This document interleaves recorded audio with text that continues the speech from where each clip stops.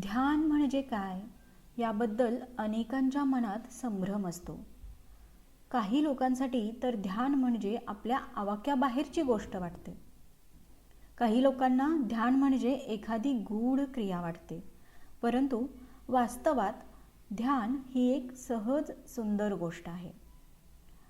आज आपण ध्यान म्हणजे काय हे समजून घेणार आहोत. ध्यान कोणकोणत्या प्रकारे करता येते आणि त्याचे फायदे काय हेही पाहू. सरळ सोप्या भाषेत सांगायचे तर ध्यान म्हणजे विचार, चिंतन किंवा आपल्याच भावनांचे परीक्षण करणे. खरे तर आपण बरेचदा नकळत या गोष्टी करत असतोच, पण जाणीवपूर्वक आणि शक्य तितक्या तटस्थपणे आपल्या विचारांचे, भावनांचे परीक्षण करणे म्हणजे ध्यान असे म्हणता येईल. ध्यान करण्याची विशिष्ट पद्धती आहे का? खरे तर ध्यानाचा अमुक एक मार्गच बरोबर आणि दुसरा चुकीचा असं काही म्हणता येणार नाही.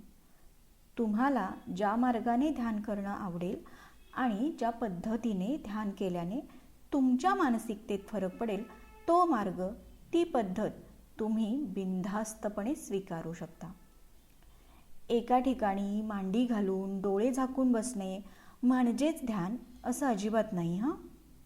जगातील प्रत्येक संस्कृतीत ध्यानाची वेगवेगळी पद्धत आणि त्यातही कित्येक उपप्रकार सांगितले आहेत.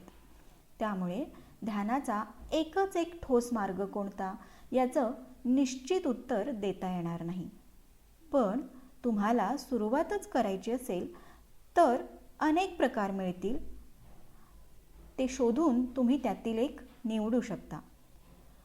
आपल्या विचारांचे, भावनांचे परीक्षण करण्याचा कोणताही मार्ग हा ध्यान असू शकतो.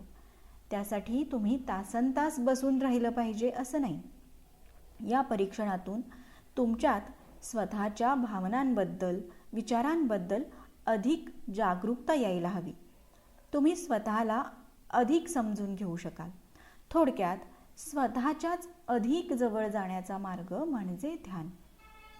अनेक जण तुम्हाला मी अमुक एका पद्धतीने ध्यान करतो आणि हीच पद्धत सर्वात योग्य आहे असं ठासून सांगतील. पण त्यावर विश्वास ठेवू नका. कारण इथे प्रत्येकाची विचारसरणी, जीवन आणि अनुभव वेगवेगळे आहेत. मानवी जीवन अमुक एका सूत्रात बांधणं अजिबात शक्य नाही. त्यामुळे दुसऱ्याला जो अनुभव आला तो तुम्हालाही येईलच असं अजिबात नाही.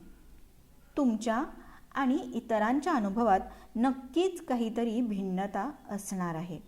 म्हणून स्वतःची ध्यानाची योग्य पद्धत कोणती हे तुम्हाला स्वतः शोधून काढावं लागेल. त्यासाठी आवर्जून वेळही द्यावा लागेल.